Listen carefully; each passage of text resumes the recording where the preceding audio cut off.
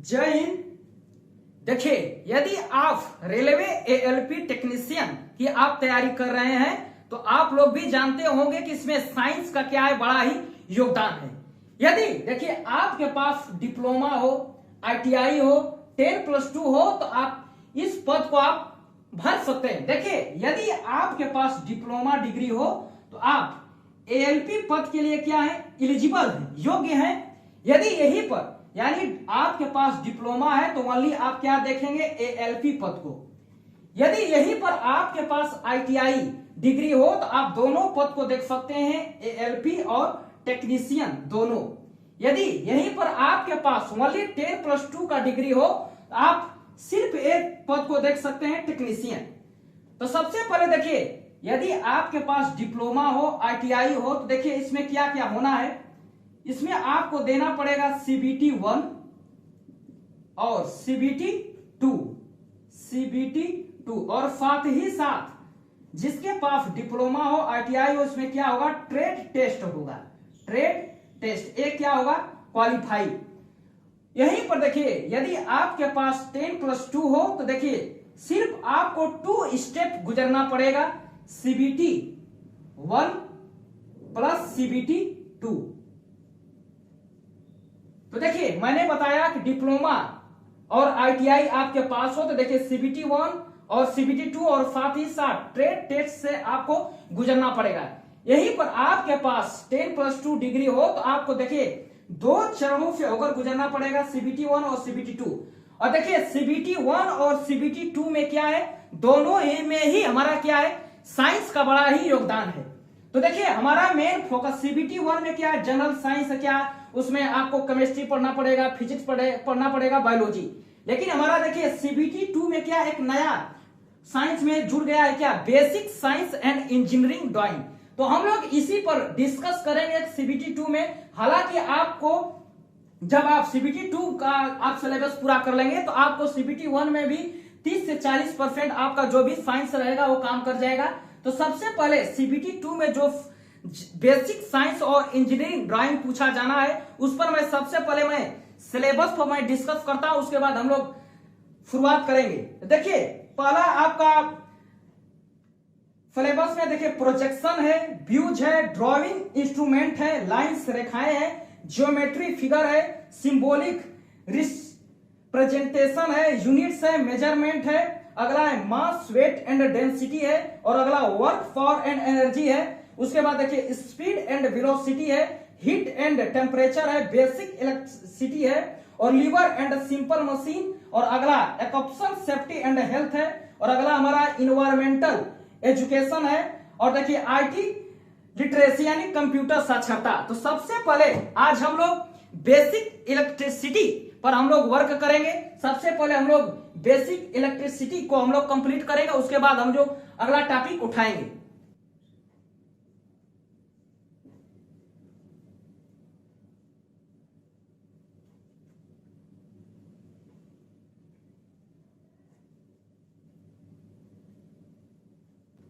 तो देखिए सबसे पहले मैंने आपको सिलेबस डिस्कस किया हूं, तो उसमें से मैं सबसे पहले बेसिक इलेक्ट्रिसिटी पर मैं वर्क करूंगा, उसके बाद जो भी टॉपिक उठेगा हम बताएंगे। तो देखिए सबसे पहले मैं बेसिक इलेक्ट्रिसिटी में मैं सबसे पहले एटम यानी परमाणु की मैं बात करता हूं। एटम इसी को बोलते हैं क्या, परमाणु। जो भी क्वेश्चन बनते हैं सिर्फ मैं उसी पर मैं डिस्कस करूंगा डायरेक्ट। तो देखिए सबसे पहले मैं आपके सामने मैं मान लेता हूं क्या, एटम है। ये मैंने क्या किया, एटम।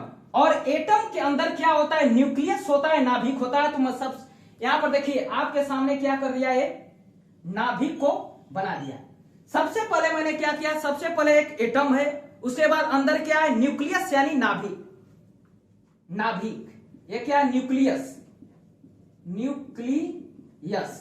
इसी को बोलते हैं क्या, नाभिक। तो देखिए सबसे पहले मैंने क्या किया, परमाणु बना दिया, और परमाणु के अंदर क्या कर दिया, नाभिक को रख दिया, और नाभिक के अंदर ही क्या होता है, न्यूट्रॉन और प्रोटॉन होते हैं। न्यूट्रॉन और प्रोटॉन। देखिए क्वेश्चन कहां कहां से खड़ा होता है, सिर्फ आप देखिए फिगर से ही 4-5 क्वेश्चन आप लोगों का क्या हो जाएगा, क्लियर हो जाएगा। सबसे पहले मैंने परमाणु को बना दिया, परमाणु के अंदर क्या कर दिया, नाभिक को रख दिया, और नाभिक के अंदर क्या होता है, न्यूट्रॉन और प्रोटॉन। और नाभिक के चारों ओर क्या करते हैं, इलेक्ट्रॉन क्या करते हैं, घूमते रहते हैं, चक्कर लगाते रहते हैं, मंडराते रहते हैं। देखिए मैंने क्या कर दिया, इलेक्ट्रॉन को बना दिया, ये इलेक्ट्रॉन, ये क्या करेंगे, नाभिक का क्या करेंगे, चक्कर लगाएंगे, घूमेंगे, मंडराएंगे। तो क्वेश्चन देखिए कहां कहां से बनता है। सबसे पहले क्वेश्चन, पहला हमारा क्वेश्चन बन जाता है कि नाभिक की खोज किसने की थी। देखिए नाभिक की खोज, नाभिक की खोज, सबसे पहला हमारा क्वेश्चन यही खड़ा हो जाता, नाभिक की खोज किसने की थी, तो रदरफोर्ड ने की थी, रदरफोर्ड। ये पहला क्वेश्चन आपका तैयार हो गया। 1911 ईस्वी, सन भी पूछ लेता है। तो देखिए नाभिक की खोज किसने की थी, रदरफोर्ड, 1911। न्यूक्लियस वाज डिस्कवर्ड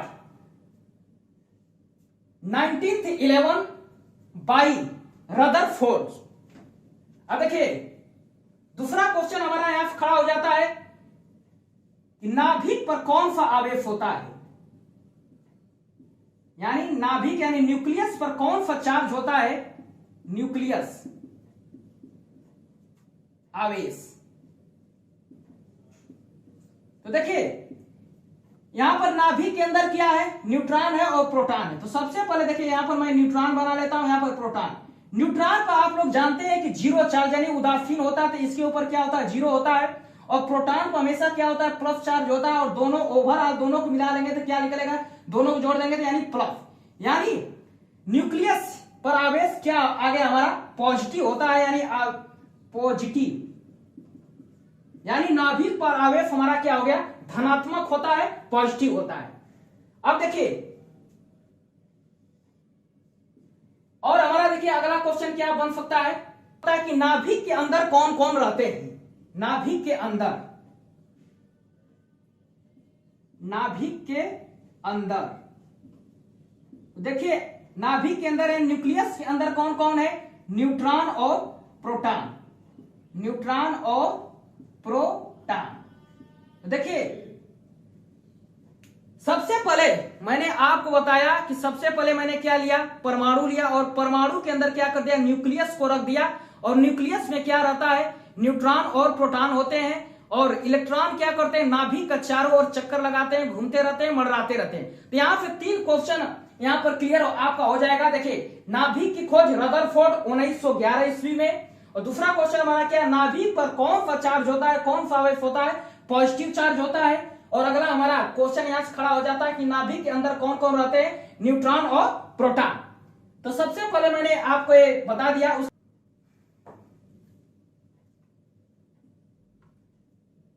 देखिए अगला हमारा कंसेप्ट बहुत ही तगड़ा है, जो कि बार बार परीक्षा में पूछा जाता है। तो देखिए सबसे पहले मैं इधर इलेक्ट्रॉन को मैं लिख देता हूं, इलेक्ट्रॉन, इलेक्ट्रॉन, प्रोटॉन, प्रोटॉन, ये हो गया आपका न्यूट्रॉन। तो सबसे पहले देखिए वर्ष पूछ लिया जाता है कि न्यूट्रॉन की खोज किस वर्ष में किया गया था, प्रोटॉन की खोज किस वर्ष में किया गया था, न्यूट्रॉन की। सबसे पहले यहां पर देखिए वर्ष मैं लिख देता हूं, वर्ष। अब यहां पर देखिए मास, यानी इसका द्रव्यमान भी पूछ लिया जाता है, द्रव्यमान। और अगला यहां पर पूछ लिया जाता है आपसे चार्ज, चार्ज यानी आवेश, आवेश। इधर इसका मैं इस साइड खोज भी मैं लिख देता हूं कि इसकी खोज कौन कौन किए थे। तो सबसे पहले देखिए इसका एक ट्रिक हमारे पास है। देखिए खोज के लिए इलेक्ट्रॉन, प्रोटॉन, न्यूट्रॉन की खोज किसने किया था। तो सबसे पहले देखिए ईटा पर नाचे नारद। देखिए ईटा पर नाचे नारद। देखिए इसमें नारद क्या है, इसको इग्नोर आप कर दीजिए। देखिए इस क्या हो गया, इलेक्ट्रॉन, इस क्या हो गया, इलेक्ट्रॉन। और इलेक्ट्रॉन की खोज किसने किया था, टाफ का हो जाएगा, टॉमसन या थॉमसन, इसी को आप बोल दीजिए थॉमसन, थॉमसन। तो सबसे पहले देखिए इलेक्ट्रॉन की खोज यहां से आपका क्लियर हो चुका है, क्या? थॉमसन। देखिए प्रोटॉन की खोज किसने किया था? तो देखिए ईटा पर, यानी प से क्या हो गया? प्रोटॉन, और र से क्या हो गया? रदरफोर्ड। यानी प्रोटॉन की खोज किसने किया था? रदरफोर्ड। और देखिए न्यूट्रॉन के लिए क्या है? नाचे, यानी न से क्या हो गया? न्यूट्रॉन, तो च से क्या हो जाएगा? चैडविक। यहां से निकल के आ जाएगा हमारा चैडविक। तो देखिए यहां पर आ गया आपका चैडविक। तो देखिए इस ट्रिक के माध्यम से इजली पूर्वक तीनों जो भी खोज किए थे तीनों वैज्ञानिक का नाम आप लोग इजली पूर्वक याद कर सकते हैं। ईटा पर नाचे नारद। देखिए नारद में क्या, आप इसको इग्नोर कर दीजिए। तो ईटा यानी इलेक्ट्रॉन यानी थॉमसन यानी थॉमसन, इसी को बोल दिया करते हैं हम लोग। पर यानी प से क्या हो गया? प्रोटॉन, और र से क्या हो जाएगा? रदरफोर्ड। नाचे यानी न से क्या हो गया? न्यूट्रॉन, और च से क्या बता रहा है? चैडविक। देखिए यहाँ पर प्रोटॉन के लिए क्या दो वैज्ञानिक ऑप्शन में रहते हैं। तो देखिए प्रोटॉन की खोज में देखिए पूछ लिया जाए उसका रदरफोर्ड ऑप्शन में नहीं रहे, तो आप देखिए इसका आंसर आप दे सकते हैं। प्रोटॉन की खोज एक गोल्डस्टीन थे, गोल्डस्टीन। सबसे पहले इन्हीं ने ही खोज किया था। तो देखिए गोल्डस्टीन यानी रदरफोर्ड ऑप्शन में ना रहे तो प्रोटॉन की खोज आप ऑप्शन में टिक लगा सकते हैं, गोल्डस्टीन। अब देखिए मैं वर्ष की मैं बात करता हूं कि इलेक्ट्रॉन की खोज किस वर्ष में की थी। देखिए 1897 में इसको खोजा गया था, 1897। उसके बाद देखिए प्रोटॉन की खोज 1920 में इसको किया गया था, 1920, और इलेक्ट्रॉन को 1932 ईस्वी में किया गया था। तो इलेक्ट्रॉन की खोज 1897 में, और प्रोटॉन की खोज 1920 में, और न्यूट्रॉन की खोज 1932 ईस्वी में। अब देखिए मास, देखिए टेबल से बहुत सारे क्वेश्चन बनते हैं, आप इसको इजीली पूर्वक याद कर सकते हैं। तो जो भी सवाल बनेंगे क्या हो जाएंगे? धाराशायी हो जाएंगे। देखिए अब मास यानी द्रव्यमान की मैं बात करता हूं, तो देखिए इलेक्ट्रॉन का मास होता है 9.8 गुणे 10 के पावर -31 kg। ये क्या है? मास हो गया इलेक्ट्रॉन का। अब प्रोटॉन का तो देखिए 1.672 गुणे 10 के पावर -27 kg, इसका क्या हो गया? मास हो गया। और न्यूट्रॉन का मास होता है 1.675 गुणे 10 के पावर -27 kg। ये क्या हो गया? मास। देखिए आप एक नजर से देखिए तो प्रोटॉन और न्यूट्रॉन का मास लगभग बराबर नहीं है, लगभग बराबर में। देखिए 1.672 इंटू 10 के पावर -27। तो देखिए यहां पर देखिए ये क्या फर्क है? यहां पर 672 है दशमलव के बाद, यहां पर देखिए 675 है। यानी आप कह सकते हैं प्रोटॉन और न्यूट्रॉन का मास लगभग में क्या होता है? बराबर होता है। अब देखिए अब मैं चार्ज की मैं बात करता हूं, इलेक्ट्रॉन पर चार्ज कितना होता है? देखिए 1.6 इंटू 10 के पावर -90। देखिए इलेक्ट्रॉन में यहां पर माइनस रहता है, ये क्या है? कूलाम ये बताएगा। देखिए प्रोटॉन का होता है देखिए 1.6 गुणे 10 के पावर माइनस, प्रोटॉन है तो यहां पर देखिए प्लस लग जाता है, +19 कूलाम। अब देखिए न्यूट्रॉन के लिए क्या हो जाता है? ये क्या? ये उदासीन हो जाता है, यानी न्यूट्रल होता है, न्यूट्रल यानी उदासीन। तो सबसे पहले मैंने आपको टेबल के माध्यम से जो भी क्वेश्चन या कुछ भी पूछ सकता है, प्रोटॉन का मास कितना होता है, टेबल आपको याद होगा तो इजीली पूर्वक आंसर दे सकते हैं। प्रोटॉन का मास क्या होता है? 1.672 गुणे 10 के पावर -27 kg। यही पर आवेश पूछ लेगा तो आवेश भी आप इजीली पूर्वक बता देंगे। खोज इधर पूछ लेगा, खोज भी आप बता सकते हैं। ये क्या है? आपके लिए टेबल क्या है? बहुत ही इंपॉर्टेंट है, इससे बहुत सारे क्वेश्चन बनते हैं और पूछे जाते हैं। तो देखिए यहां पर क्वेश्चन है पूछा जाता है कि प्रोटॉन इलेक्ट्रॉन का कितना गुना है, यानी कितना गुना भारी है। तो देखिए ये क्या है? इलेक्ट्रॉन और प्रोटॉन। तो देखिए यहां पर प्रोटॉन क्या है? प्रोटॉन भारी है इलेक्ट्रॉन से, कितना है? पूछा जाता है कि प्रोटॉन इलेक्ट्रॉन से कितना गुना भारी है। तो देखिए इसका आंसर होता है 1837 या 1840। ये क्या? इससे भारी है। देखिए प्रोटॉन इलेक्ट्रॉन से कितने गुना भारी है? तो 1837 से 1840। 1837 नहीं रहेगा तो 1840 हमारा क्या होता है? करेक्ट आंसर हो जाता है। तो हम लोगों ने देखा कि टेबल के माध्यम से बहुत सारे क्वेश्चन पूछे जा सकते हैं, तो आपको टेबल याद रहेगा तो इजीली पूर्वक जो भी क्वेश्चन बनेंगे आप लोग बता सकते हैं। वर्ष पूछ लेगा, जैसे प्रोटॉन की खोज किस वर्ष में की गई थी, तो 1920 ईस्वी में। अब हम लोग अगले कंसेप्ट पर चलते हैं। देखिए, हम लोगों से क्वेश्चन पूछा जाता है कि सबसे भारी कौन है, सबसे हल्का कौन है, और दोनों में से कौन लगभग बराबर है। तो देखिए यहाँ पे क्वेश्चन खड़े हो जाते हैं टेबल के माध्यम से। देखिए क्वेश्चन कैसे कैसे हम लोग सॉल्व कर देंगे। तो सबसे पहले देखिए यहां पर मैं मास लिख देता हूं। देखिए mass of electron, mass of proton और मास ऑफ न्यूट्रॉन। इसको मैं देखिए इंक्रीजिंग ऑर्डर यानी बढ़ते क्रम में क्या कर देता हूं, सजा देता हूं, लिख देता हूं। यानी यहां से कंसेप्ट निकल कर आ गया। देखिए मास ऑफ इलेक्ट्रॉन और मास ऑफ प्रोटॉन, और देखिए यहां पर मास ऑफ न्यूट्रॉन, यानी इलेक्ट्रॉन प्रोटॉन न्यूट्रॉन।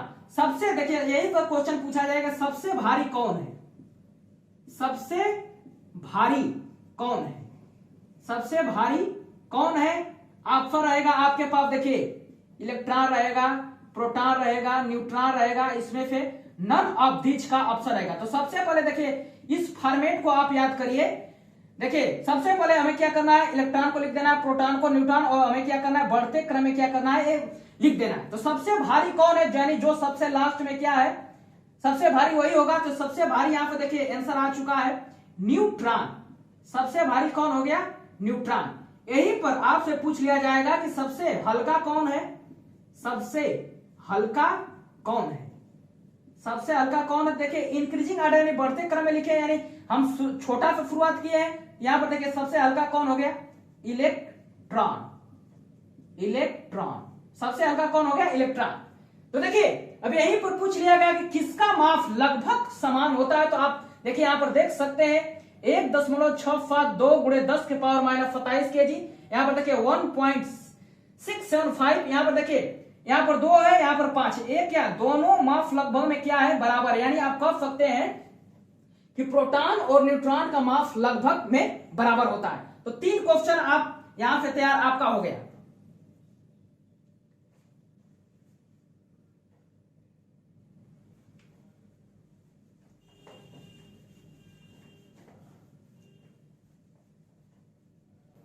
देखिए आपके सामने मैं एक छोटा सा क्वेश्चन मैं लिखा हूं, इलेक्ट्रॉन का द्रव्यमान क्या होता है। देखिए आपके स्क्रीन में ऐसा ही क्वेश्चन आएगा। देखिए इलेक्ट्रॉन का द्रव्यमान होगा, यहां पर देखिए ऑप्शन लिखा रहेगा। तो आप इजीली पूर्वक ए ऑप्शन को क्या करेंगे, क्लिक करेंगे, जो कि क्या है, गलत है। यानी 90% लोग क्या कर देंगे इस क्वेश्चन को गलत। गलत क्यों है, देखिए मैंने आपको बताया हो कि इलेक्ट्रॉन का द्रव्यमान क्या होता है, 9.1 गुणे 10 के पावर माइनस 31 केजी। यहां पर क्या है, ग्राम को लिखा गया, तो इसलिए आपका क्या होता है, आंसर गलत हो जाता है। यानी इसका आंसर आएगा क्या, इलेक्ट्रॉन का द्रव्यमान क्या होता है, 9.1 गुणे 10 के पावर माइनस 31 केजी। यहां पर देखिए जो भी ऑप्शन दिया गया ग्राम में दिया गया, तो उसको देखिए ग्राम में हमें बदलना पड़ेगा।